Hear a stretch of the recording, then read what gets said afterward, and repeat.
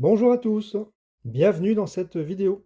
Voici la réédition d'un kit Tamiya de 1989, le semi-chenillé SD-KFZ 7-2 en version cabine blindée avec le canon anti-aérien Flak 37. Maintenant, il est temps d'ouvrir la boîte et de découvrir le kit en détail. On découvre d'abord la première grappe, donc l'ensemble des roues du train de roulement. On découvre une deuxième grappe, donc c'est la grappe qui est spécifique au canon Flak 37. La troisième grappe qui comporte les différents éléments du châssis. La quatrième et dernière grappe qui comporte les éléments de la cabine ainsi que le plateau. On découvre au fond de la boîte le châssis monobloc, typiquement Tamiya. Voici les chenilles souples, les pneus du train avant, avec le grillage pour les ridelles du plateau et la planche de décalcomanie. Voilà, donc on a maintenant les différents éléments du kit avec les grappes, encore emballées, le châssis et la notice de montage. On fait un survol des grappes. C'est de la qualité Tamiya, mais on va voir ça en détail juste après. On peut déjà voir que certaines grappes sont communes à d'autres versions de cette maquette. Eh bien, c'est parti pour la revue de détail. Comme souvent chez Tamiya, on a un kit avec relativement peu de pièces, ce qui est vraiment appréciable et qui facilitera le montage. Un coup d'œil d'abord à la notice de montage. La teinte de base du véhicule sera le XF60 Dark Yellow. On commence par le montage des barbotins avant et des éléments de suspension, ainsi que les éléments du châssis. Les poulies de tension arrière, ainsi que l'axe de ces poulies qui sera réglable. Le train avant, qui sera mobile, et les roues du train de roulement. Le train de roulement est terminé, l'intérieur de la cabine et l'équipement du plateau. Le capot moteur, les ridelles avec leur grillage et la fixation de l'ensemble. La fixation des éléments de la cabine avec les plaques de blindage. Le montage du véhicule est terminé, on passe maintenant au montage du canon. Avec l'assemblage de l'affût qui sera mobile, l'intégration du canon et les différents équipements périphériques.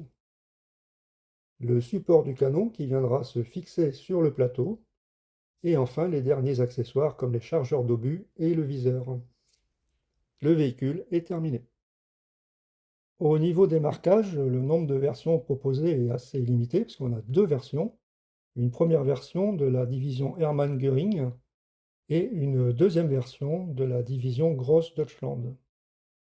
Et maintenant, regardons les pièces en détail. Une des grandes qualités de Tamiya, c'est de réaliser des châssis monoblocs. Cela permet un gain de temps appréciable et une facilité remarquable. Le maquettisme, c'est avant tout un plaisir, donc il faut que ça reste simple et accessible. On passe à la première grappe, le tableau de bord, les réservoirs, la calandre avec son logo Cross Maffei, les éléments de suspension et les parties du train avant, les capots latéraux, le volant, le capot, la partie inférieure de la cabine, le pot d'échappement et les supports de roue, l'axe de transmission et la planche de bord. Et voici la grappe B avec l'ensemble des roues du train de roulement semi-chenillé. Le moule initial date de 1972, comme c'est indiqué sur la grappe, mais la gravure est précise et fine, avec très peu débavurage à prévoir. Évidemment, l'ensemble des roues est à peindre et à vieillir avant montage du train de roulement complet. Et voici la grappe C.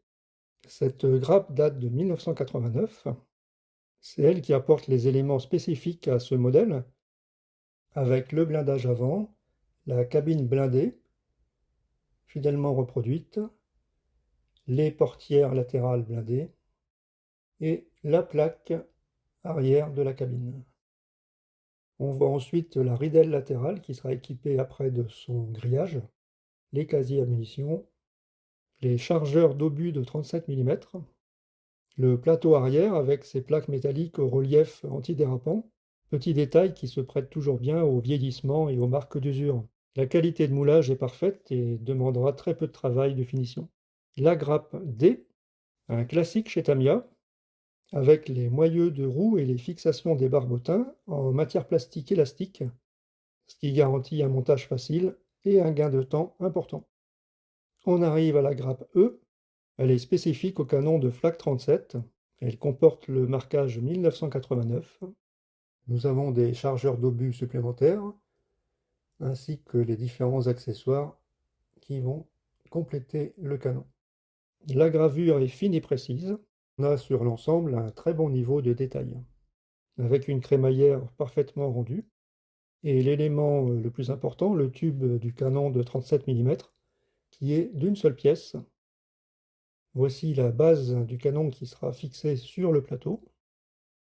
Voici le grillage qui va venir compléter les ridelles. Aucun souci pour la découpe, ainsi que pour le collage. Les pneus des roues avant, qui sont ici en plastique souple, je trouve que c'est un des points faibles du kit. Il aurait été préférable d'avoir des pneus moulés directement en grappe, même en deux parties, le rendu aurait été bien meilleur. Les chenilles sont ici des versions souples, classiques, ce qui est un petit peu dommage également parce que je pense que des chenilles en éléments séparés auraient été plus simples à monter et également beaucoup plus détaillées, beaucoup plus fidèles.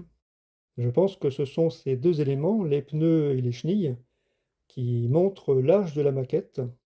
Enfin, nous avons deux axes métalliques pour les barbotins et les poulies de tension, et la vis de réglage du système de tension des chenilles. Alors, nous arrivons à la fin de cette revue de détail, et ça va être le moment de faire le bilan sur cette réédition de la maquette Tamiya, donc du SDKFZ 7.2 en version Flak 37. Ce kit est-il toujours d'actualité? Eh bien, je répondrai oui, même si c'est un kit un petit peu ancien avec quelques éléments qui montrent son âge. D'abord parce que c'est un véhicule intéressant avec un profil particulier. Le Half-Track allemand en version blindée, c'est un véhicule peu courant qui a été fabriqué à peu d'exemplaires, donc on voit sur peu de documents. Et avec cette version Flak 37, c'est encore plus spécifique. Quelques infos techniques sur le véhicule. Cet engin a été développé par la société Krauss-Maffei. Il était motorisé par un 6 cylindres en ligne Maybach de 140 chevaux, avec une transmission à 4 rapports avant et 2 marches arrière. Il avait une vitesse maximale de 50 km/h avec une autonomie de 250 km. Quant au canon de Flak 37, il avait un dispositif de tir automatique de 80 coups par minute et il était équipé d'un viseur fabriqué par Zeiss. Environ 120 véhicules furent produits et répartis dans différentes unités.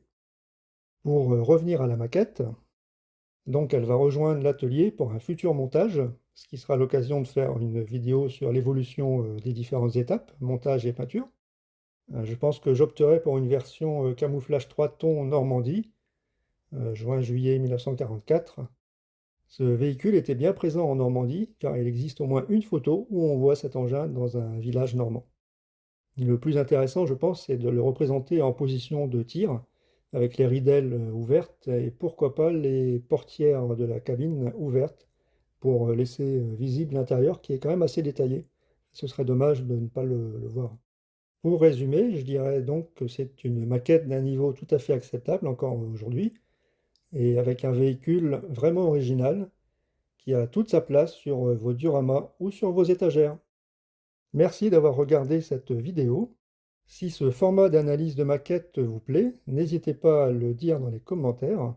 À bientôt pour d'autres maquettes et vidéos.